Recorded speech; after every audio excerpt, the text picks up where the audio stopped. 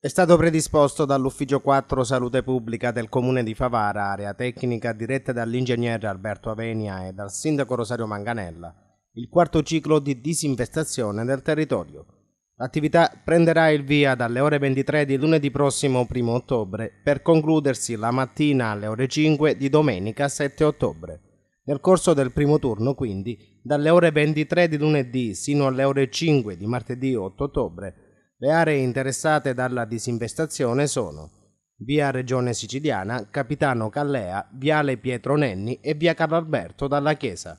Nella notte tra martedì e mercoledì invece le vie Regione Siciliana, Capitano Callea, via Agrigento, via Campagna, via Caporale Mazza e Contrada Portella. Dalle ore 23 di mercoledì 3 ottobre sino alle ore 5 del mattino seguente, invece, le vie interessate sono via Carlo Alberto dalla Chiesa, viale Pietro Nenni, via Ugo Foscolo, via Sant'Angelo, via Pio La Torre, viale Berlinguer e Traverse. Ed ancora nella notte tra giovedì 4 e venerdì 5 ottobre le vie Contrada Portella, via Caporale Mazza, via Campagna, via Agrigento, via Ugo Foscolo, piazza della Libertà, via Umberto, piazza Capitano Vaccaro, via Amendola, incrocio viale Progresso e via Empedocle. Il penultimo turno di disinfestazione interesserà invece Contrada Burgialamone, viale Che Guevara, viale Aldo Moro, corso Vittorio Veneto, via Sant'Angelo, via Pio La Torre.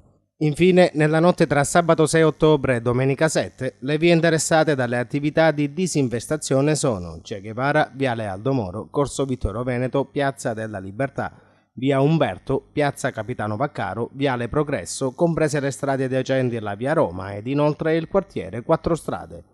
Pertanto, i cittadini nelle notti di tale periodo non dovranno lasciare nei balconi e negli spazi aperti nessun prodotto commestibile, biancheria stesa, animali.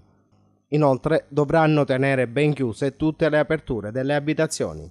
L'intero calendario è possibile consultarlo sul portale dei servizi e dell'informazione di Sicilia TV all'indirizzo www.siciliatv.org.